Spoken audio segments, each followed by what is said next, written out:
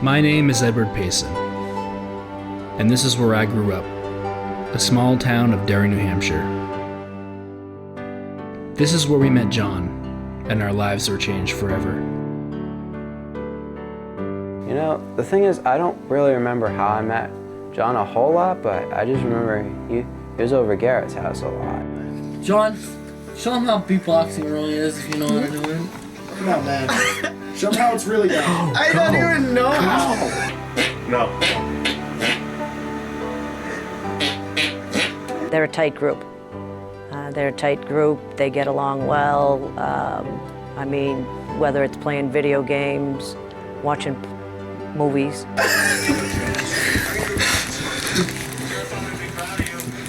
I want to kill this kid.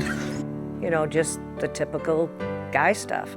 You know, it was like a group that had found each other who probably never had real friendships before this. And so it was beautiful to see for me. The best thing about John was the fact that he was just so happy all the time, fun-loving. I found out that my granddaughter was Snoopy. He had a great sense of humor. He had lots of friends. He was mischievous. I came. He was brave, very, very brave. John was a really, really good kid. He was a really unique kid. He was always happy. He was always himself, no matter who he was around. Some of the specific memories I had was of John being in the hospital and visiting him there. And his concern was never for himself, but always he met this girl or he met this gentleman and how they were suffering. It was never about John. Well, he was just very determined to find a cure, and so he pushed himself in every which way. The problem was, you know, the word wasn't out there. Not too many people know about sickle cell. I've lived with it my whole life, and this money's to help find a cure for it and help people live better lives. You can make a donation. If you can make a donation, that will help a lot. Thanks. We hear about research, but we have not heard anyone who have come across a cure or something close to it to help people with sickle cell. So Jonathan that was his goal in life, to really, because he was suffering and he didn't want others to suffer the same way. He would tell me, you know, I'm having a lot of pain. It would be either in the chest or different body parts.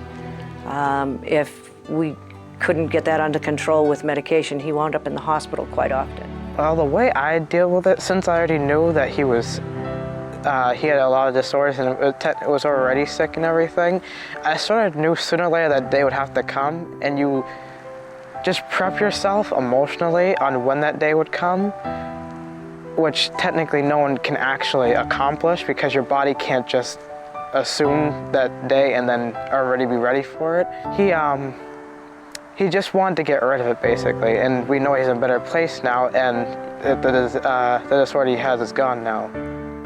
He always made the best of his situation, regardless if he was in pain or not.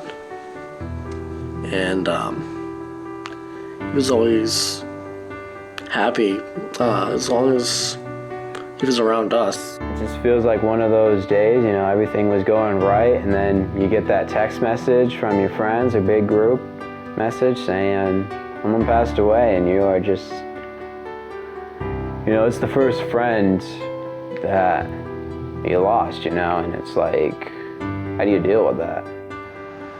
When I heard that he died, I was devastated. I sometimes that you can't believe Facebook, and when you believe Facebook, it just hits you. He kept saying, you know, to us, he was gonna get better and everything. I just took it so hard.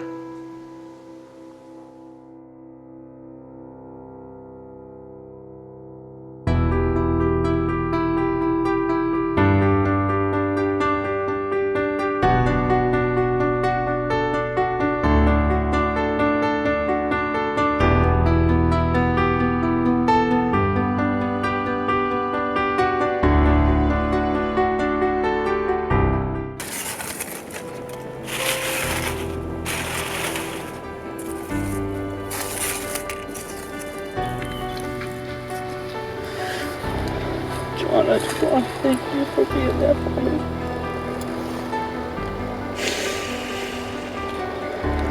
And I'm glad you're not hurting anymore.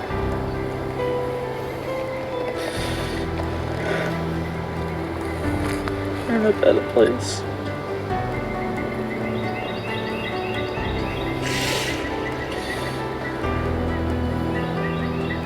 We got a word from brother and your mom to say that to us to don't be lazy, which is true. And I'm gonna make your dreams come true.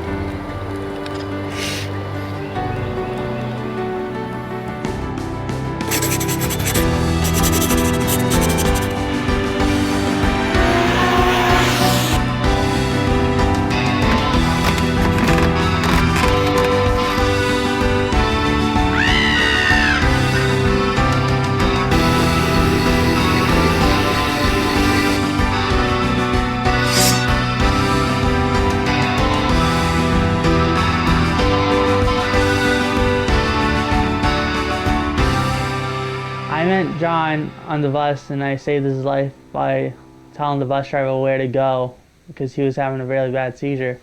I told him to go to the fire station that was in Darien, like close to Pinkerton. And that we did that, so I basically saved John's life. After that, when we used to go to Special Olympics and whatnot, we would just have fun. He would hit me with like a water bottle and whatnot. And when we came to Live Innovations, it's just like our friendship just connected again. My name is Cindy Burke. I'm the program manager at Living Innovations, and we support people of all ages and abilities to have a good life at home and in the community. There's a wide range of people. Everybody is different. We may support someone to find and maintain employment. We may support someone to live independently in their own apartment. We may find them a family, a foster family to live with if they are unable or do not wish to live independently. We will support them in hobbies, interests, volunteer work, making friends, building relationships, community networking. John actually came to us through his mother. And he was overprotected, wanted more independence than he actually had, which I afforded him everything legally possible to be independent. My boss, Cindy, approached me and said that there was a medically fragile new client that needed a home provider, and since I was an RN, she would love for him to live with me. And when I asked what he had, she said that he had sickle cell anemia. And she asked if I knew what that was. And I said, yeah, I had a friend over 20 years ago who passed away from sickle cell. Was this boy's name Jonathan by any chance? And she said, yeah. And I said, I worked with his father, and his father was the one that passed away. And he was a very good friend of mine. So there was no question in my mind when I said, yes, I would love to have him live with us. He moved from a home that had little kids that he played with, and we call them home care providers, who treated him basically like their child. So moving in with Linda and Garrett, he was treated like an adult. He was loved very much for who he was. John came to live with us back in the summer of 2012, and immediately me and him became friends. He was already cracking jokes, like 20 minutes after I met him. Handicap jokes after handicap jokes. It was just so funny to me. They called their group Garrett's Posse. They were just bonded immediately. They were all best friends, and it went from there. When John moved in with me, my son Ted was home from California, and he is a filmmaker who does horror movies and that type of thing in California. And John and Ted bonded immediately, and John looked up to him like a big brother. He looked up to him and wanted to be like him, and Jonathan was definitely into horror and the whole horror genre. So was Garrett and his friends. And so that was something that sparked his interest. John had just moved in with my mom, and he really had bonded with Garrett and became really good friends with Garrett. And I guess when I got there, John didn't really know much about filmmaking. He would ask me so many questions like, how is that done? How do you do that? How do you do this? I wouldn't say that John was a great writer per se. I mean, he had a lot of difficulty in writing in general, but he did have a big brother who worked with him, a big brother mentor type person who worked with him at night and would take him out here and there. And this boy helped him get the software that he needed to start a script. And Jonathan came up with this idea all by himself, and he started writing the script. And it was slow going because Jonathan had his disabilities, but he was bound and determined to finish the script. I would constantly hear him when he would come home from the hospital say, I got to get back with Wesley, I got to finish this script. And that was one of his goals. And he spent so much time in the hospital, 5, 6, 7 weeks at a time. And for him to be able to come back and get right into the writing of the script again was just amazing. I remember John coming to me and saying he wanted to make a YouTube video and everything, and I told him I would be down for it. And it was a couple months later he passed on, and you know, at that point I just didn't think he'd get his film made and everything until Garrett's brother Ted called us up one day and told us, you know, he's going to get his hand on this script. 6 months ago, my mom came to me and told me that my brother's best friend John, who died of sickle cell anemia, was writing a script before he died for a short film that he then intended to make with his friends. My mom called me and she said, he has this script, he really wanted to make it, it would be a great honor, and your brother and his friends want to make this film. Can you help them? We're basically here to ensure that not only their film gets made, but we can tell the story and the trials and tribulations of how they made the film. We are making this film in honor of our friend John. He was working on this film before he died, and I only saw a little bit of the script, but it was awesome. We'll be filming, casting, and producing this movie. He would be so happy that we're doing this, and like if he was still alive, he would want to be directing because it's his movie. I would say this should be like a new goal for me, like just practice acting and directing, just to get used to it if we were to do another movie. To be honest with you, I had no experience, but this is the first, so somehow I had to learn. It is kind of scary a little bit, but I think once we start doing the movie and directing and the cast and stuff, we'll get used to it. I think he would be very pleased, very happy. He loved his friends because they could relate to him. They all had some type of disability. So he felt he fit into that type of world versus the quote-unquote normal type of world. So I think he'd be really ecstatic to know that his friends were doing this. Unfortunately, this was the last time we got to speak to John's mom. John's death was still an open wound, so she decided to move with family down south.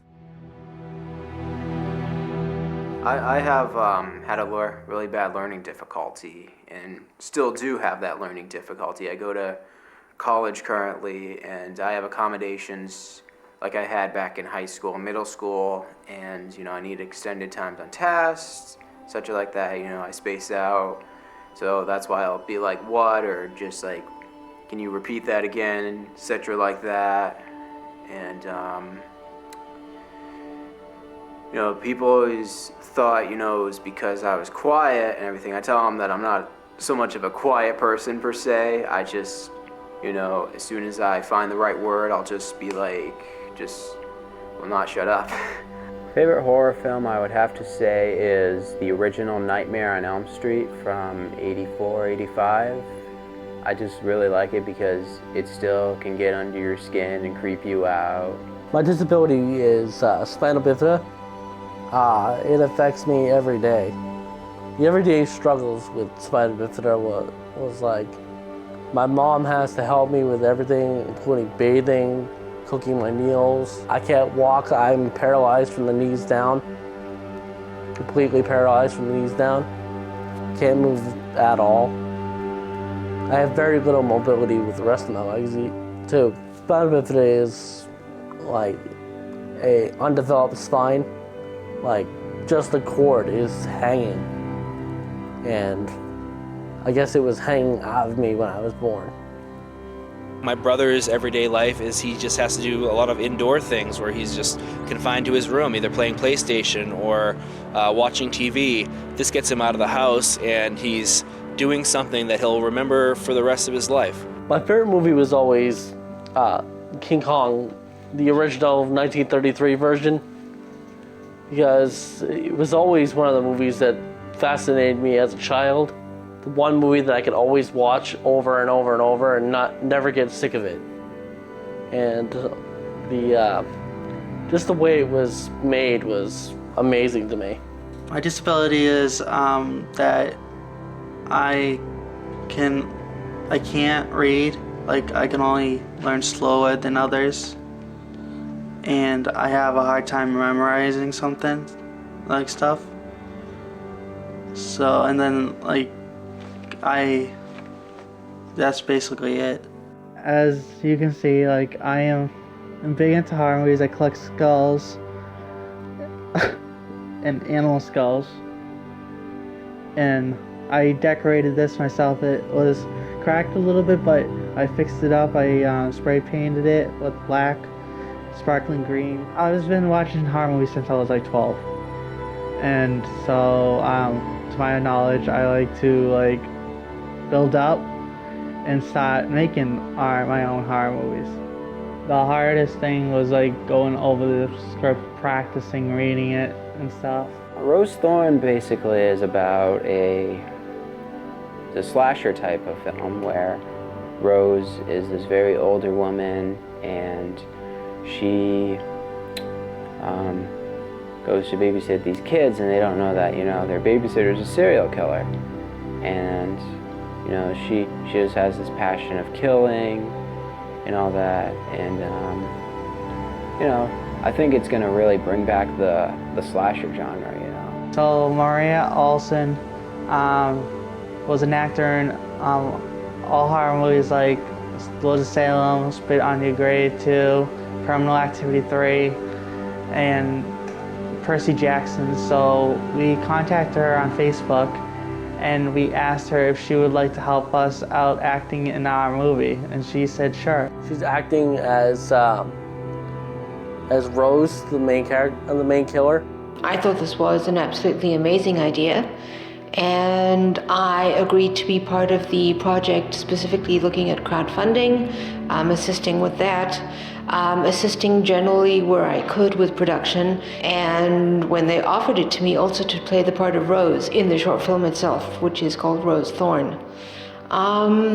It's just such an inspirational project, and it not only helps keep John's memory alive and shows us what his talents were, but it also empowers Garrett Payson, Brandon Joyle, and Nick Saporito, the three producers and directors of Rose Thorn. We have another actor named Stephen Wu who was in another one of my brother's films, Cohasset Snuff film. It was very convenient. I live in Boston.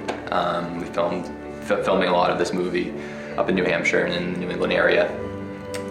So I was available. When I heard about our friend John and what they were doing, there's no way I could say no to that.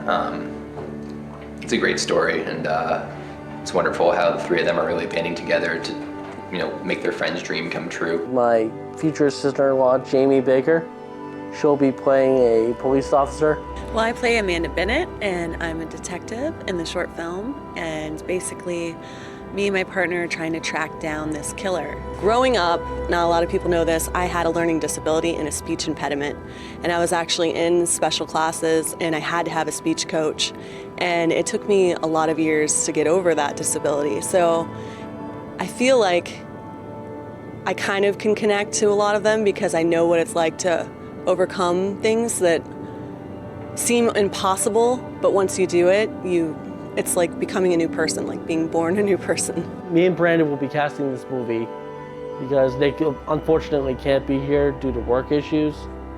There are 250 people. Hopefully there's a lot of people showing up. I'm gonna cast pretty girls, and because John would love that. What makes girls pretty is their blonde hair and high heels and lipstick.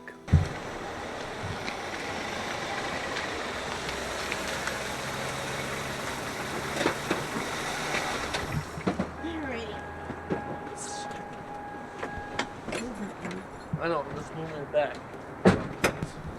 They're both going, right? Yeah. All right, you ready?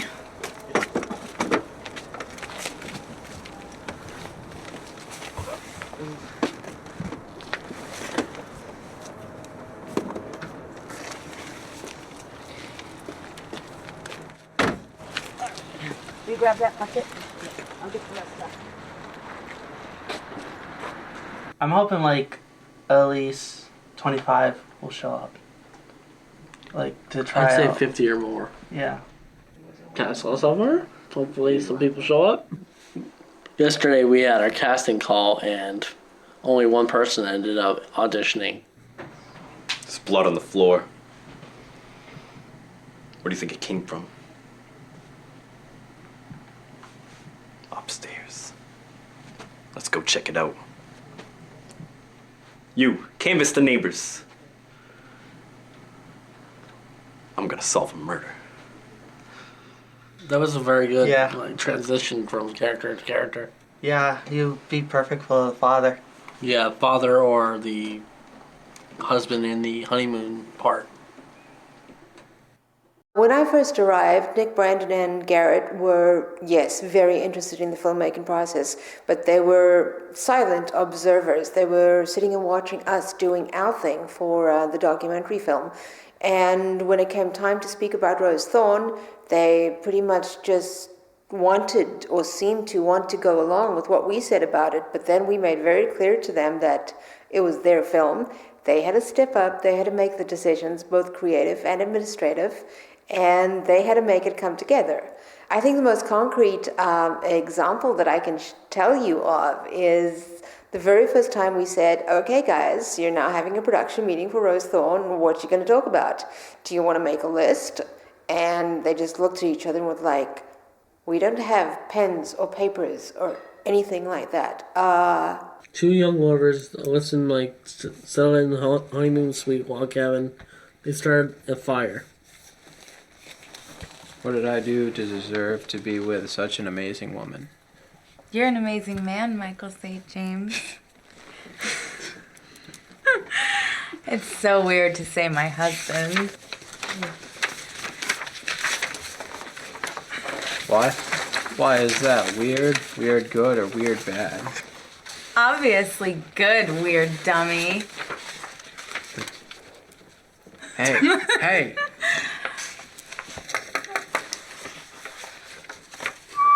Garrett. Just read it. They kiss, Alyssa takes off her shirt and reveals a bra. Ooh la la. The newlywed is going to be played by Krista Cody. Krista is a DSP for the company Living Innovations that helps people with disabilities and whatnot find jobs, become social in the community. Krista, you're gonna be playing Alyssa. Oh, Alyssa. Yep, and you would. How do I say this? Damn it. Wait, am I gonna be playing Alyssa, or are you asking me if I will play Alyssa? No, you're gonna be playing Alyssa, Oh, okay. and Just come on. You're the one who You're asked part her. of this You're too, come the on. one who Dude, asked the director her. would be the one calling her. You got this. I can't do it. Yes, you can. What about you, Garrett? You gonna man Come up? on, Garrett. Man up. I can't do it. Do it. You can do it. Shut up. You're the one Seriously? who started it. Let's put So you're the one that can hold her. Yeah, but Yeah, she's just sitting there listening to Yeah, you. one of y'all's gotta Just do talk it, to her Garrett. about Make me her happy. role. Nick, just fucking do it. Nick, just What? do You it. can do it. You're the one that knows. Yeah, more than that. What did you even say to her? I said Sarah? she's gonna be playing the part, the character Alyssa. As Brandon was saying, this is Nick, the other director. Hey, Nick. Hello. So, as Brandon was saying, you're going to be playing Alyssa. She's in a cabin with her newlywed and all that. And I'm what? you're going to be playing a newlywed and everything to this guy. You know, all you really have to do is bring some PJs. You have to reveal your bra to this guy. What? You have to reveal a bra to this guy. You have to take off your shirt. I have to wear my bra? That's it? No, you take off your shirt and everything. I take off my shirt and I'm wearing my bra. Yes. Oh boy. Can you guys wear blindfolds? We'll see. We could probably cut really fast. And you have any PJs you don't really care about? I'm sure I could find something. Okay, that would be awesome. Why, what's happening to my PJs? They're gonna get a little messy. Oh my god! John Turcotte came to us and helped us with our campaign video for our documentary about John. Sean will be playing the role of Detective Grimes. He's played cops in the past, and he did very well with it. Is this John? This is John. You'll be playing the role of Grimes, the detective in the scene. I can do that. Okay, sweet. Thank you. Thank you so much. Thanks, man. So does Jeremy know he's shooting tomorrow? No. So what if he's not available? Definitely have to get a hold of Jeremy and let him know what his role is and that the shoot is tomorrow. Well, that's the thing. Like I didn't know all this beforehand because Nobody did. That's the whole point of this meeting. Is this Jeremy? Yeah. Hey, you're gonna be playing the character Mike. Okay. And I'm gonna send you the script. And I forget the phone there. We're gonna send you the script, then you can review your lines. Then we'll be needing you tomorrow. Yeah. I was a little bit nervous for working with big professional actors. You're the guy that gets killed in the first scene in the log cabin? Yep. While making out with a woman? You get to see a woman's bra. Taking off her shirt. And take off her pants. What? What? I think he said take off her pants too. I wanted to know if you could take off her panties It was a too. porno? What the heck, Jeremy? No, dude. No, dude.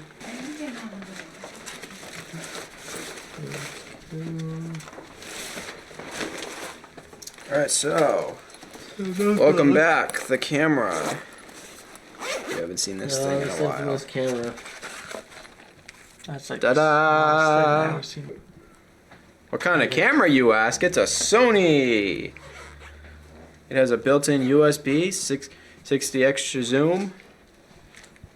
Difficulties we might face are, like, say, the weather, like if it's raining, stuff like that. Producing, filming might be an issue too, but I really don't think we're gonna have that many problems.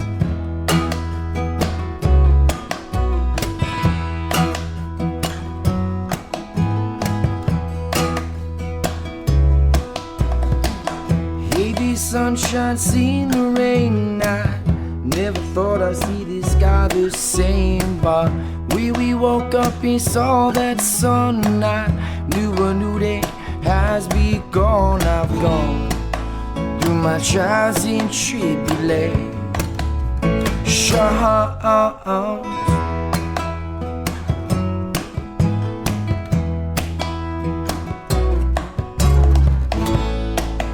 Don't watch the time, don't waste your time, and I won't mind. Mind over matter. If you don't mind, it don't matter, don't Don't watch the time, it's not on your wrist, it's on your mind over matter. But if you don't mind, it don't matter, don't watch the time, it's not on your wrist, it's on your. I felt like I was in Hollywood land, and you know, this wasn't, you know, New Hampshire. This was actually like a spot for Hollywood and all that, and it was just great, you know, just seeing everyone just really astounded and happy. Director, salute. Who's ready? Who is ready to direct a film? When we arrived at our location that was in the middle of nowhere, I was scared out of my mind because it's like the most sketchy area you will ever go to. We are filming the two detectives, and they're going to be coming out and talking. They're going to say some words. It's going to be awesome.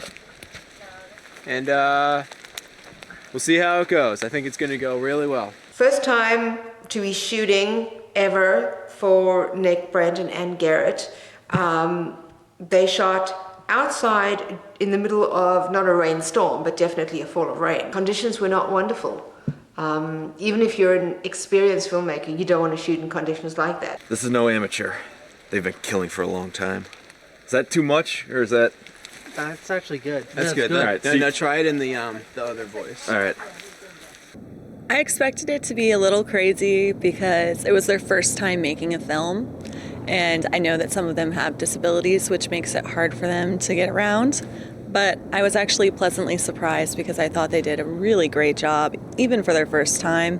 Like, the disabilities didn't even matter. All right, this voice hurts my throat, so I can't do it too much. All right. Fucking disgusting. Look around the perimeter again. There's something we missed. We're on it, sir. This is no amateur. They've been killing for a long time. Being able to participate and make this film for their friend John is such an unbelievable opportunity for Garrett and his friends. They're being exposed to so many things that they would never be exposed to otherwise, or never have the opportunity to do. Roses are red, violets are black. Live her once and never come back. Fucking disgusting. Check the perimeter again. There's something we missed. We're on it, sir. This is no amateur we're dealing with. They've been killing for a long time. My name is Jordan, and I came a part of this film. Garrett and Brandon came to me and asked if I wanted to be a part of this. I knew Brandon from Pinkerton Academy, where I went, and I met Garrett through Brandon. I am diagnosed with high-functioning autism. I deal with hyperactiveness, and little anxiety comes from that. I filmed a couple scenes, helped with some of the creativity. Can you see people in the reflection in the windows too? Oh yeah, you can see reflection in the windows. So we're gonna have to do this shorter one. Yeah. All right. Yeah. But we had a lot of good tips out of it. Yep. I will be Mike. I'm the husband and the second victim of the killer. And what happens to both of you guys in the scene? I die. I get murdered. I get knifed in the head from a distance. Any concerns or anything for your scene, guys, coming up? Any concerns? I don't think there'll be any kissing, but other than that, no. We need Jeremy! Stay warm. I got a trash bag around me.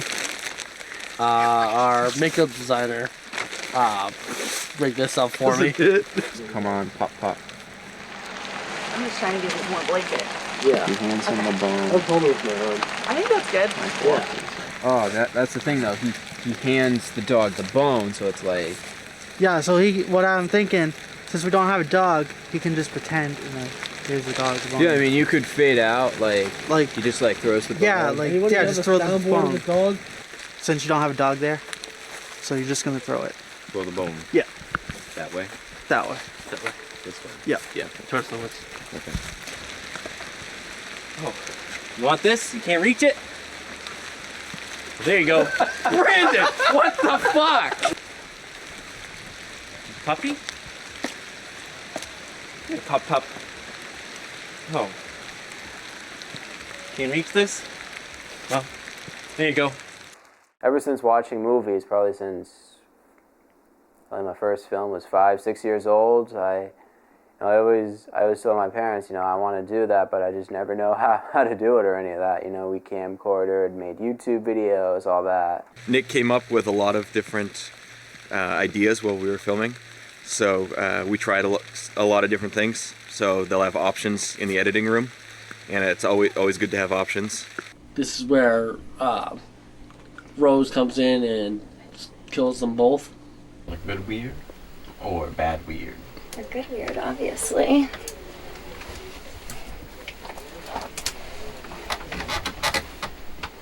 Wait, what was that? Oh, sounds like a dog. Will you go check it out? Check it out. That's how people die in horror movies. Nick, this is the first film I think he's directed, first time he's worked with actors. Yes, he's made videos of his own, but this, I think, is the first time he's had to direct 10, 12 actors. To me, at some times, yes, I could see it was his first outing as a director, but other times it was just working with any other director in my career, as in, Nick, what do you think about this? Where would you like me to be? How would you like me to play the scene? Give me a word as that you would describe her emotional state right now. How I picture Rose. Let's see, I picture... I'm just gonna lick the blood off the night. I would assume she had a pretty calm demeanor. Action.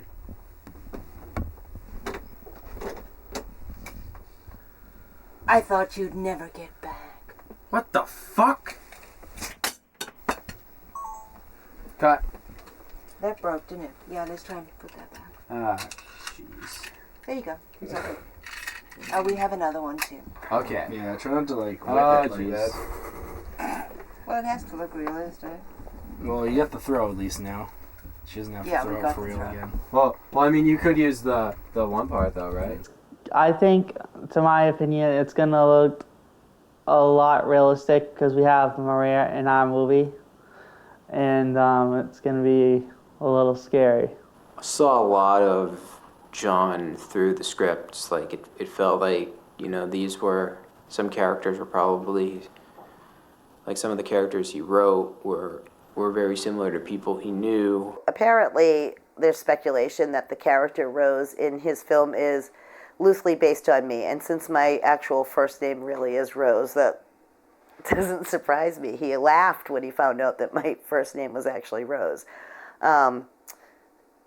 But that would be a spoof that only John could pull off, and the joke was always in the house, Linda's great and Linda's cool and everything else, but be afraid of her.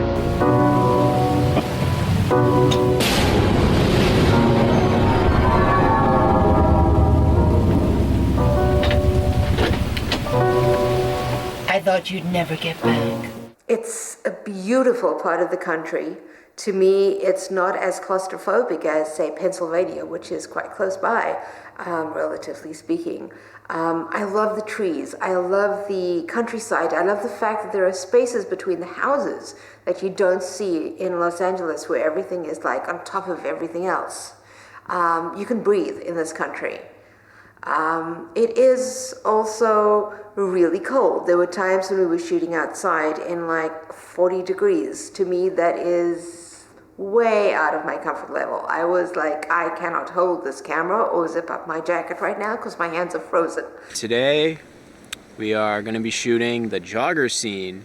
The jogger is brutally murdered by Rose. Action!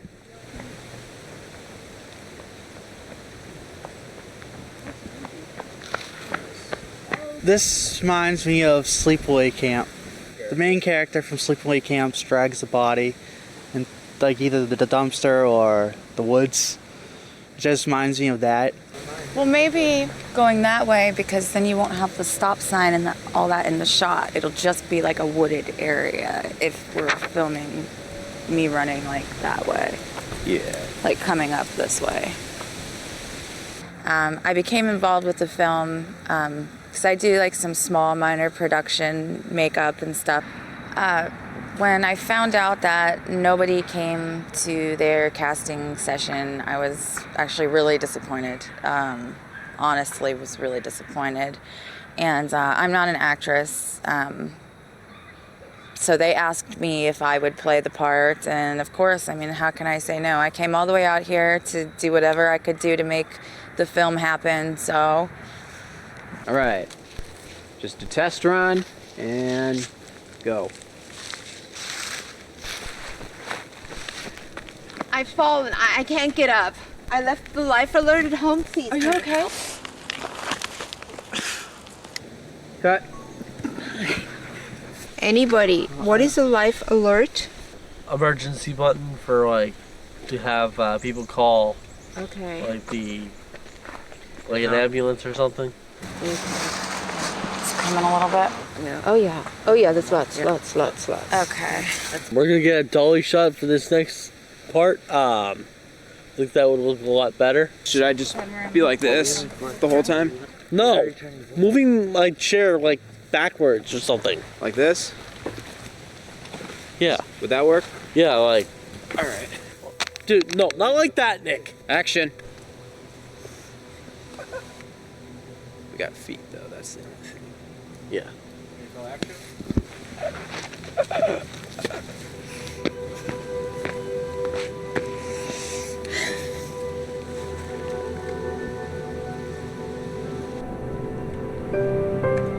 What would you say to John if he was here right now? That I love him and I always will love him because it was like just a brother to me, because not like my other stepbrothers that don't appreciate me, and then he's a brother to me. And he taught me how to get out of my situations with my mom, my parents, my arguments. He got me out of my house. That I miss him, that he would be so proud of me doing this movie for him.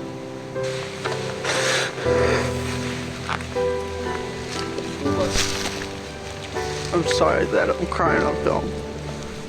Let it out, who cares? My mom said like this wasn't important to me before when I talked to you. She said like taking days out of work is not important in doing the movie. I listened to my own instinct. During the process of making this movie, we've had a lot of areas that were not handicapped accessible at all. Being in the woods, I fell out of my chair a lot. An atomic wedgie, ready? Yeah, do it. Yeah. 1, 2, 3. Sonic boom! 10, really? Alright, ready? What? You're gonna carry that side, I'm gonna carry this side. You're fucking high right now. No, I'm not. Breath holding shit. Alright, straight up. I got it. Oh shit. My fucking great. Who are you? There's that car again. Who are these people? Do we know them? Alright, I got it. Smile wave at the camera, Gary. What are you doing out here? Oh, nothing. Just taking a walk to clear my head. Cut myself on a branch. It's not safe out here, man. Let me give you a ride home. Thank you.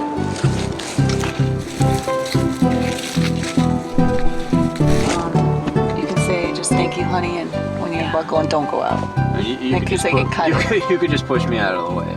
But then you lose your shot. I know. Alright, we got like 5 minutes before the sun goes down. Okay. Action. Have a good night, Rose. Stay safe. Thank you, honey. We are filming at my grandparents' house. We're currently in the foyer. We picked this house because it's large and there's a lot of lighting, good lighting. But yeah, you guys good to go? Mm-hmm. All right. Mrs. Jacobs, can you read us me another story? Well, call me Rose, Timmy. But I'm fresh out of books. We've read them all. Okay. Okay, I have one more story. And then you're off to bed, right? Yeah. Well, now, it all started on one warm October night. We were, thank goodness, in a house. Not only any house, a wonderfully big, incredibly, amazingly furnished house that belongs to Ted's grandparents. The guys pretty much were on top of things from the first moment of the shoot. They knew where we were shooting, what rooms we were shooting in, what they wanted everything to look like. How was bingo, Auntie Rose? It was okay. Did you win some money? Not tonight. That's too bad. Oh, I got some pizza if you want some. Actually, I don't have an appetite, darling, and I gotta go back out anyway. First time I met Garrett, I believe Ted was upstairs filming a different scene, and I was downstairs with him. We were watching the Red Sox, and he had to go to the bathroom. I remember not knowing what his disability was or anything other than the fact that he was just in a wheelchair. And I was impressed with his determination to get up all by himself. He didn't ask for his mother, who was there for help. He didn't ask his grandparents. He didn't ask me or anything. He got out of his wheelchair and physically crawled to the bathroom on the floor, got up, did what he had to do, and came back in. You know, my hat goes off to these kids. They're doing a great job. I'm really proud of them. I'm sure Ted's proud of them. I'm sure John's proud of them.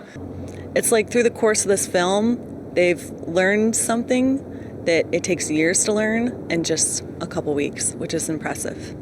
Thank you for watching him on such short notice. Oh, no bother. You know I love to meet. Making this project for Garrett, I think, means a lot to him. I think he's always seen his older brother, you, just doing so much, and I think he really likes having his own thing to take on, help with his confidence, and I think that will really benefit him doing this film. Growing up, I had three brothers and a sister, and we were always close growing up, always together. And once all of them moved out, I was just really bored with life and just depressed for the longest time. And once I got to Living Innovations, I met my best friends. This will be probably the biggest thing I've ever done in my life. They said they wanted more blood for this shot. Pour a little bit in the palms of both my hands, please. Okay.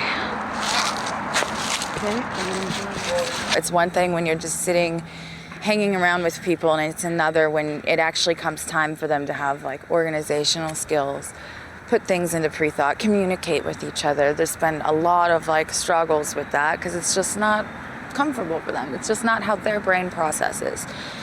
And I've seen them just over the course of the time, every single day that goes on, they become more organized.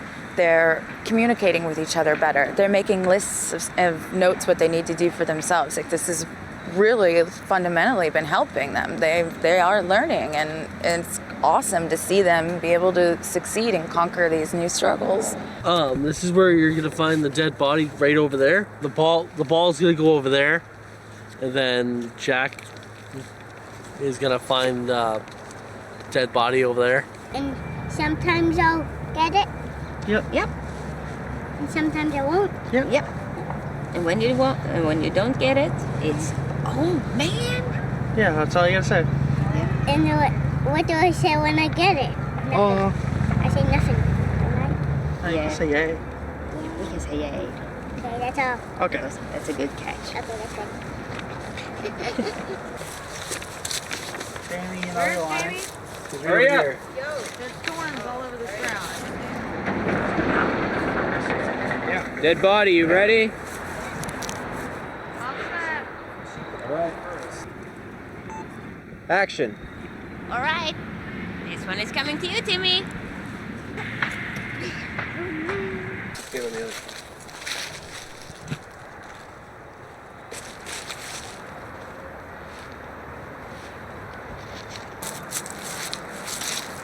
I definitely feel like I did a good job only because like anxiety's gone and then I don't have to worry about like the stressful being in the program every day and going from 4 to this, doing the movie, being in program, teaching Zumba.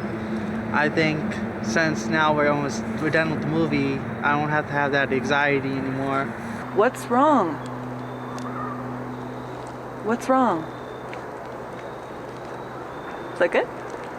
Yeah, that's good.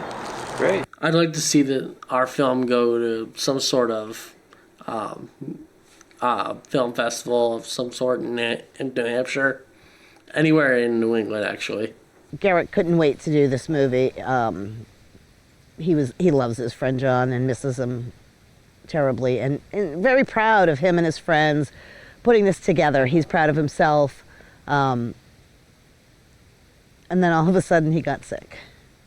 And it put brakes on everything, his whole social life, everything. We moved while he got sick in May. So not only did he get sick, but he came home to a house that he never lived in before, half an hour away from his social network, and he's been in bed basically the entire time. So towards the end of filming, he started to get sick a little bit. This is on our first trip to New Hampshire, and we didn't think it was a big thing. You know, Garrett tends to get 3 times as sick as like the average person with a basic cold or a basic flu, but this time it was something serious. And it was, first it was a month, and then it was 2 months, and then it was 6 months. There's been times where it was really hard for me to keep shooting. I mean, he almost died, and my mom didn't want to make me scared across the country, so she would play it down as something, not as bad as it was. I was terrified he was going to die. I was terrified every time I opened the stupid door to his room and waited for him to take a breath. It was horrendous. Things have been hard for me for the last few months. Back in May, I got some sort of bone infection, and I've been in the hospital for maybe 7 times in the last 5 months. It's been really hard on the whole family. He gets up for short periods of time. He goes to the doctor every Wednesday to the wound center. Other doctor's appointments, but basically that's all he gets up for. And when he gets home after going out, he runs a temp every time. It's just too much for him to go out. To keep me out of the hospital, we've been trying to keep me on heavy drugs. One's called Vanco and one's called gentamicin, and that seems to be helping me quite a bit. And in this whole process, I haven't been able to really help with our movie. And that's been really getting me down. Garrett's always been very active and very involved in his day program until this year when he developed a complication of his spina bifida called an abscess in his left buttock. Because he can't feel from the waist down, he had no idea that there was an infection or any breakdown in his skin and developed an infection in the muscle over his left buttock. This then continued to expand and involve the bone underlying that muscle. And until he became very sick with high fevers, it took a while to figure out that he had a problem other than a urinary tract infection, which he's had frequently. He's been through several surgeries to remove the infection, take out infection from the bone. So the documentary was almost done, and I just decided that I needed to go see Garrett. So I decided to get on the plane and go surprise him in the hospital before his surgery. Okay, I'm gonna sit down. Give me 2 minutes. 2 seconds. Hey, baby. Hello, you. Huh? Oh, that's weird. Stupid phone. I was just taking pictures of you. God, I wish we had more visitors today, huh? Uncle Frankie came by, but... Why are you making a video too? Because everybody wants to see how you are. Hey, smile. Maybe a visitor would help. Oh, shit.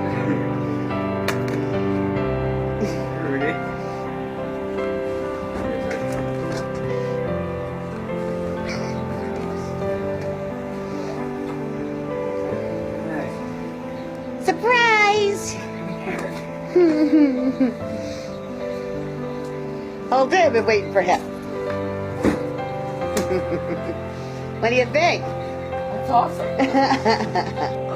Feeling very nervous before surgery. I'm supposed to be having surgery tomorrow to remove infection from my hip.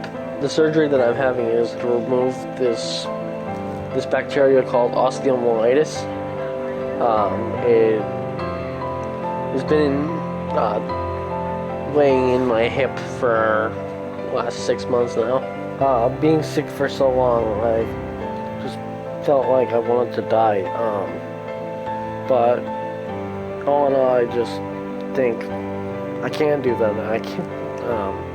For my mom's sake, my brothers, my whole entire family, my friends. This world wouldn't be the same without me. So now the premiere is a few days away. Something that they've looked forward to ever since they made the movie last summer, which is very exciting to him. And now I don't even know if he can go. I mean, if he keeps running these temps this high, I won't let him go to it because it'll just make him sicker. Magic 104, today's hits. This is Gino and the Magic Morning Show, and this morning I am joined in studio by two young filmmakers. They're actually doing an independent project out of southern New Hampshire, and it's in honor of a good friend of theirs. They actually made a horror movie, right, guys? Yes. Here at Magic 104, we're always looking for an organization or something that's independent for a great cause, something that's working for a great cause. And when I read about the project, I just had to have these guys on and talk about them. Tonight is the big premiere of the film, so everybody will be able to go see it. It's going to happen in southern New Hampshire at Chunky Cinema Pub in Nashua, and it's going to be a great thing. You guys must be so excited for it. Oh yeah, we're pumped. All kinds of special guests from family and friends, of course. I knew right away that these guys are great friends of John Hernandez. There's no question about that. And I think they really feel like they're pushing on his legacy. Well, one of the things that I've learned that I didn't know before interviewing the guys was that each one of them had their own disability that they are living with. To make the people hear that or see the film that John wanted to make, I think they're holding that to great honor, and I think that's pretty cool.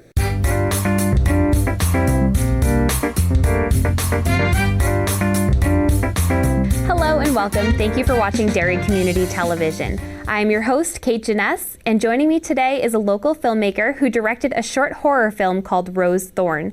Nick Saporito is joining me in studio today to discuss what went into creating the 8-minute film.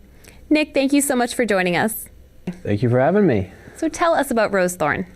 Rose Thorn is a short horror film that I directed, co-wrote, and was the director of photography on about a serial killer named Rose who is telling stories to a little kid, and you know, it's like, to him, is it fantasy or is it reality? And then she's being chased by two a detective and a police officer, and it's the whole cat and mouse of it. Who else was involved in making this film?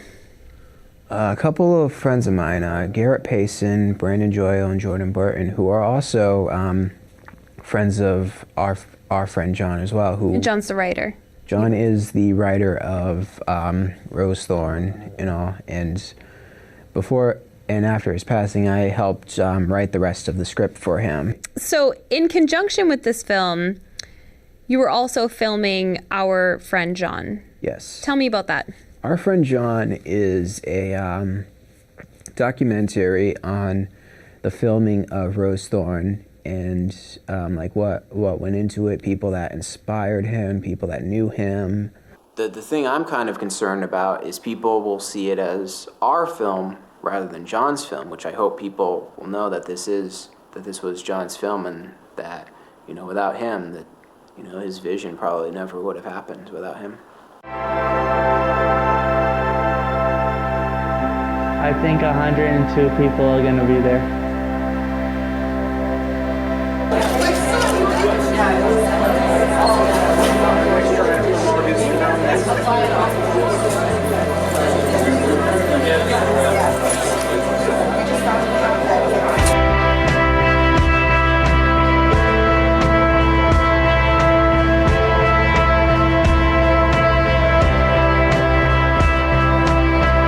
Just want you to know, I just want you to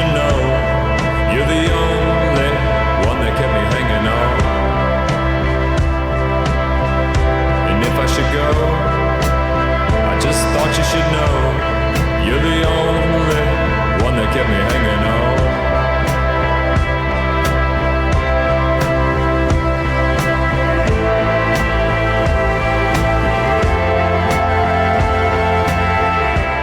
All right, everybody, can I have your attention, please? We are about to start. This is the world premiere of Rose Thorn. For those of you who don't know, our boys Nick, Jordan, Garrett, and Brandon have been working over a year to make the film for their friend who passed away of sickle cell anemia in 2013. Before he passed away, he was writing a script for a horror film that he wanted to make with his friends. And upon his passing, his friends decided to go ahead and make that film.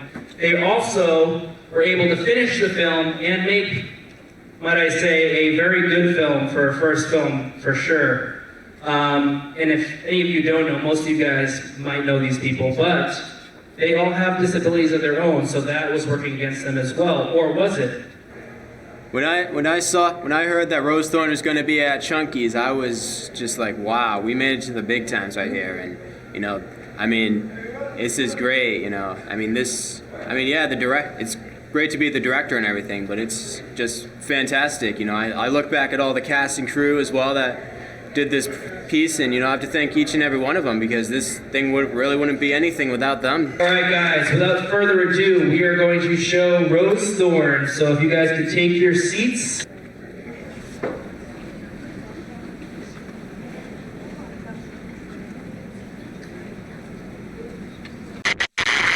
And the three little pigs built themselves another house and lived happily ever after. The end.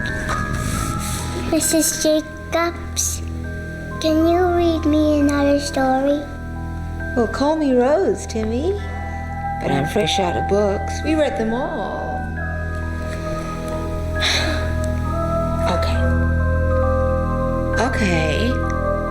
Okay, I have one more story. Just one, and then you gotta go to bed, right? Yeah. Let's see. It all started on one warm October night.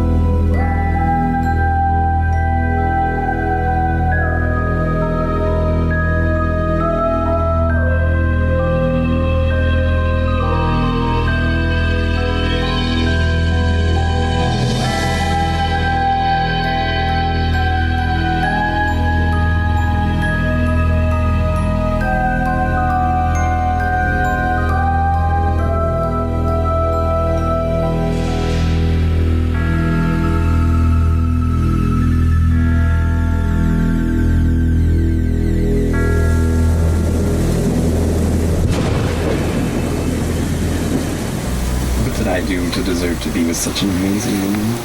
You're an amazing man, Michael St. James. It's still weird to call you my husband, though. Is it a good weird or a bad weird? A good weird, obviously.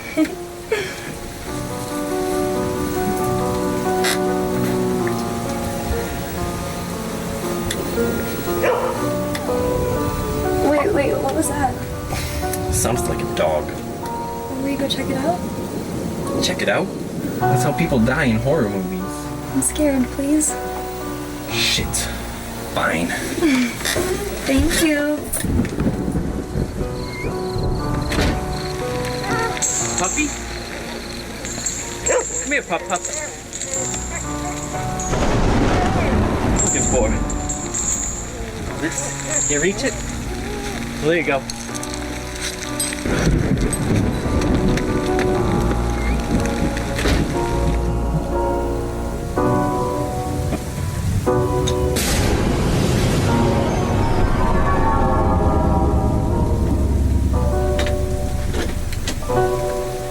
I thought you'd never get back. What the fuck?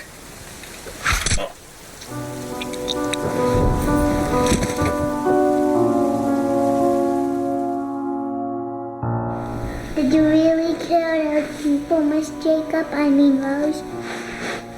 No, Timmy. This is just a story for little boys and girls.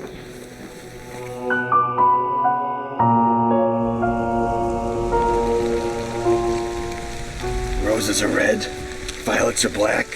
Live her once and never come back. Fucking disgusting. Check the perimeter again. Something we missed. We're on it, sir. This is no amateur we're dealing with. They've been killing for a long time.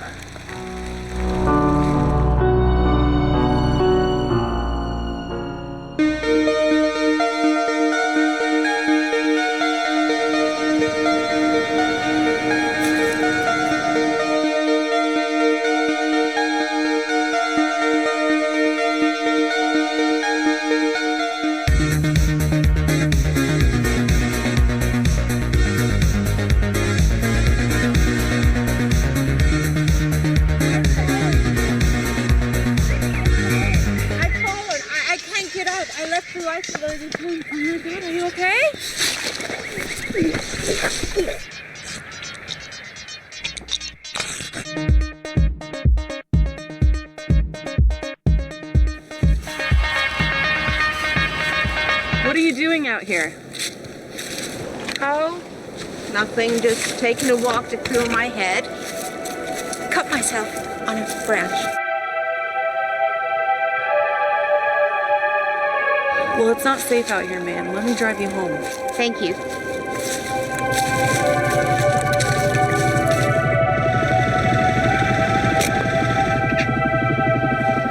Have a good night, Rose. Stay safe.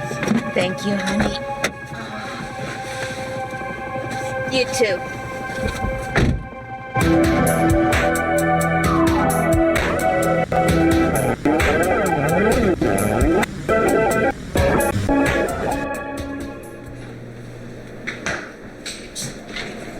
How was bingo, Auntie Rose? It was okay. You win some money? Not tonight. That's too bad. Oh, I got some pizza if you want some. Actually, I don't have an appetite, darling, and I gotta go back out anyway. Mind giving me a lift? It's late, Auntie Rose. You don't want to go to bed? There's a lot of work to be done.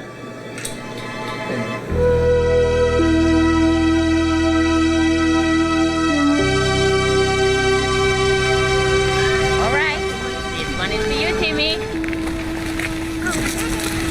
Well, just get it, little man.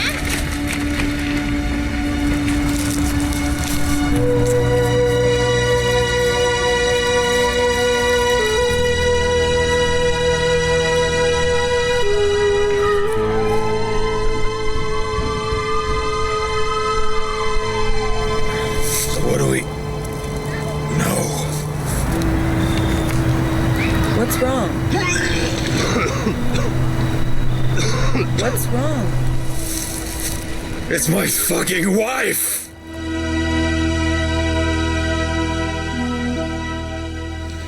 You can't find me, but I found you. Oh, to me it looks like your mommy and daddy are here.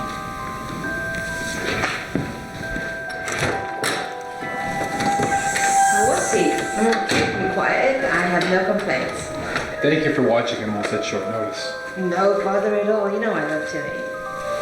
Oh, unnecessary. Really, he's like my Saturday night entertainment. Are you sure? He can be pretty rambunctious. Really, it's okay. Well, good night. Good night. Good night. Thank you.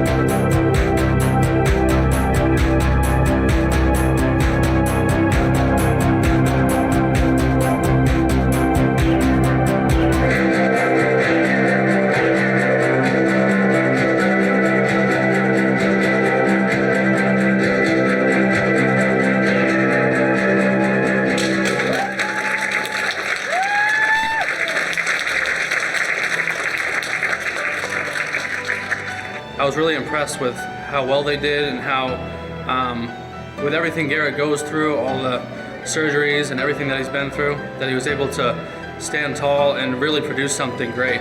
They spent a lot of time crafting it, and I know a lot of people when they go in their first film, especially with their short films, they'll just try to whip out a film just to say, hey, I made a film. But these guys took it seriously.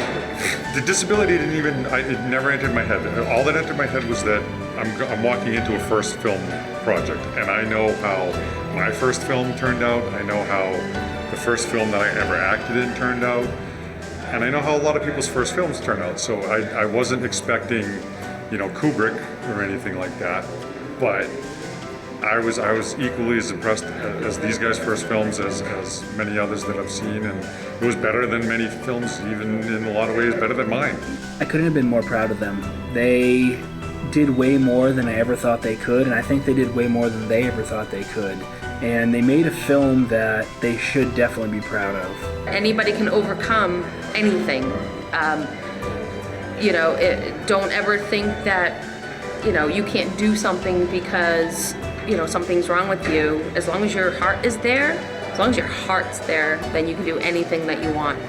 Your disability does not define you. You're not defined by your disability or the things that you don't have. You're defined by what you do, what you want, and basically, you can achieve anything. Like, the sky's the limit. It's limitless opportunities as long as it's what you really want and you work for it. They were so involved, and they really want to go on to do other things like this, like, Brandon was talking about Rose Thorn too. He posts all the time, oh, we're going to get all the girls now, we're producers. And so it's really changed how they look at themselves. It's a big accomplishment. I am so pumped. I don't know what else to say, but I'm going to say that I feel like I'm going to be a big, on the red carpet, I'm going to be like a movie star.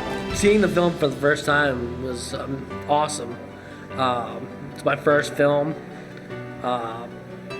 Just seeing it was amazing. Even doing this was extremely fun, even being sick. I'd say to people that have disabilities, go out and do whatever the hell you want. Who cares? I would say to other kids who have disabilities, follow your dreams, because you can't do anything. Nobody say that you can't do anything. Everybody has a diagnosis. There's something we're all not good at doing, but deep down there's something we're great at fucking doing great. And we just need to find that. Don't let anyone tell you you can't do something. Just keep looking for that dream. Chase that dream, and once you get it, tell those motherfuckers you got it right. Don't you take my life.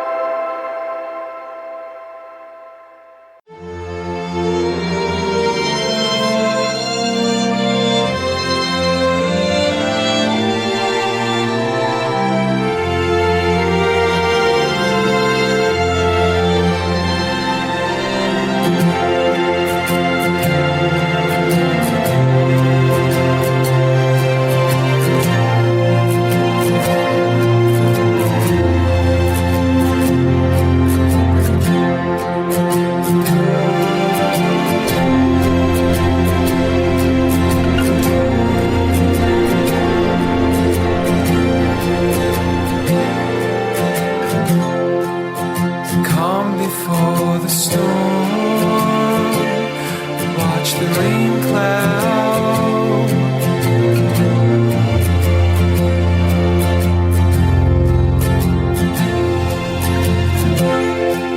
There's water on the shore, and it gathers at your feet.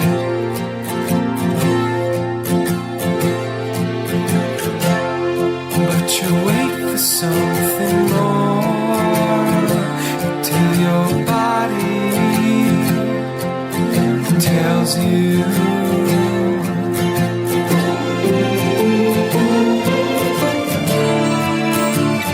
You pushed everyone away. Now I'm the only one that's left. But I'm right here, I'm waiting for you. Yeah, I'm right here, I'm waiting for you. Yeah, I'm right here, I'm waiting for you. Just climb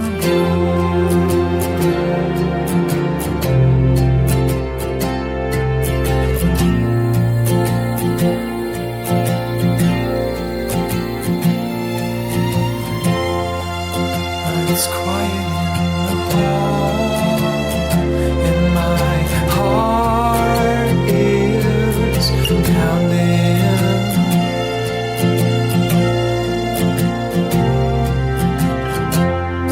And I'm knocking at your door, and I'm hoping there's an answer.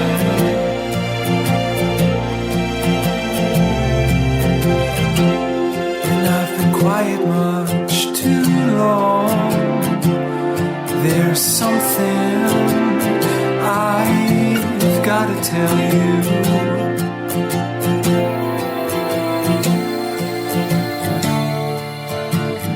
You keep pushing me away. There's only so much I can stand. But I'm right here, I'm waiting for you. Yeah, I'm right here, I'm waiting for you. Yeah, I'm right here, I'm waiting for you. To just climb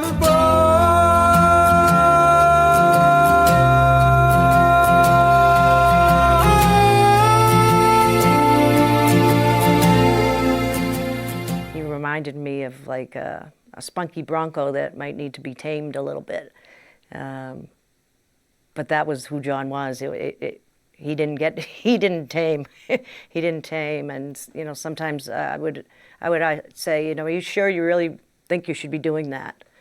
You know, is that safe? And sometimes John's answer would be, well, I need to try and I need to do as many things I can with the time that I have.